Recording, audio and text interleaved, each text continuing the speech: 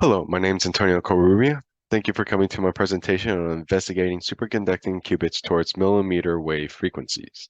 This is a project I've been working on with my advisors, Dr. Sanjay Behera from San Diego State University and Dr. Payam Hadari from the University of California, Irvine. Along together with a collaborator from North Berkeley National Lab, Dr. Dilip Vaidyanathan. In the era of noisy intermediate scale on quantum devices, state-of-the-art quantum systems are moving beyond the 100 qubit or quantum bit scale. This requires qubits to be highly scalable and highly proficient. In superconducting architecture, microwave qubits are advantageous due to their scalability, but are limited due to their low coherence time. In order to develop fully fault-tolerant qubits, we are investigating the capabilities and challenges in designing qubits operating in the millimeter wave frequencies. In our approach, in order to investigate qubits design at the millimeter wave frequencies, we consider a generic superconducting qubit model where we have a superconducting qubit shown in red that's capacity coupled through a coupling capacitor with a quantum LC oscillator, shown in blue. The quantum LC oscillator acts as a quantum harmonic oscillator, which could be used in readout applications.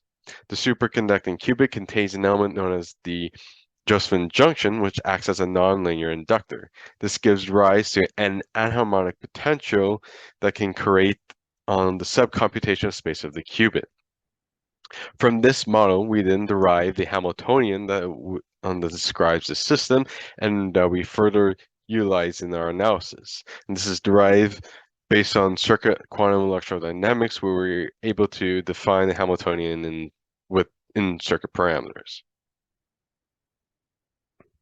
From a second quantization treatment of our model, we can define the operational capabilities based on what is known as the energy participation ratio, which describes the contribution of energy within the qubit. Here, we are exploring the energy participation ratio of the energy transition with the energy of a plasmon qubit, which describes the energy that's associated only with the Josephson energy and capacitive elements. We also look at the participation ratio between the frequency of the qubit with the plasmon qubit frequency and then anharmonicity with the plasmon qubit. As shown here, in order to retain into the weak anharmonic regime, we need to have high Josephson capacitance energy participation ratio. However, in increasing this high energy Josephson capacitance participation ratio, we sacrifice anharmicity, which describes the computational subspace of the qubit. One key performance metric that we want to examine is the relaxation rate. The relaxation rate of a qubit inversely describes how fast the qubit from the excited state returns to the ground state. This is known as coherence time. In our initial investigation, we wanted to see how the quantum harmonic oscillator leaks into the quantum system due to thermal fluctuations.